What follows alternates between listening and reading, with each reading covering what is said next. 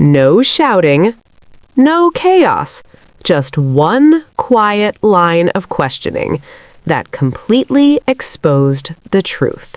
Thank you, Mr. Chairman. I just have a few questions. Ms. Westerkamp, are you familiar with the term Performance Improvement Plan, sometimes referred to as a PIP? Yes. Would you agree that employees subject to a PIP are essentially being notified that some aspect of their performance is unacceptable? Yes. Have you ever been subject to a performance improvement plan in your time at the Department of Justice? No, sir. Senator, I've received excellent ratings. So there's never been any issue your superiors or supervisors have had that required anything like a performance improvement plan? No, Senator. Thank you. Lane, I wanted to ask you about your experience trying cases. Have you ever tried a case to a verdict before a jury? Senator, I've worked on a bench trial, and as a federal law clerk, I handled 7 trials. I was a federal law clerk as well. I wouldn't say that I handled the trials. I think the judge handled the trials. But let me ask you about your experience with the bench trial. Were you the lead counsel in that case? No, Senator, I was part of a small team of attorneys. And were you the senior or associate counsel on the case? Yes, Senator, I was an associate on the case. There were 4 attorneys on the case. I was responsible for helping prepare witnesses, helping second chair depositions. I also took a deposition myself. I cross-examined a witness at trial, and I was responsible for all the pre-trial and post-trial briefing, findings of facts, conclusions of law. Of the 4 attorneys, how many were more senior to you on that team? Senator, I believe 2.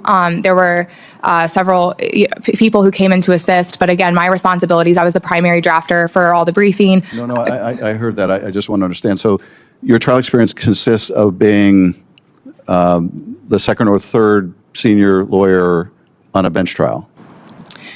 Senator, yes, it was a week-long trial involving complicated constitutional issues, and my role, again, was I helped draft and prepare all the briefing. But you've never done jury selection, never done voir dire, for example? When I was a law clerk, Senator, 5 of the trials before the judge who I clerked for were jury trials, and so I had the opportunity. And I was a law clerk. It was a great experience, but I didn't pick the jury when I was a law clerk. I didn't question the jurors. I didn't seek to use a peremptory or other challenge for cause for a juror. That's really not the role of a law clerk. You observe it, but you don't do it yourself. And so have you, apart from the bench trial, have you cross-examined witnesses in any kind of other jury trial or any jury trial? Senator, in that case, I cross-examined a lay witness. I also deposed an expert, and I was... Never before a jury. Have you ever filed or argued a motion to limine? Yes, Senator, I've, in that matter, handled several motions in limine as well as in other matters, particularly at preliminary injunction stage. Some of the litigation I've been involved with has had extensive evidentiary records at the preliminary injunction stage. So I've filed and handled several motions, many motions in limine, Senator. Many motions in limine in that one bench trial?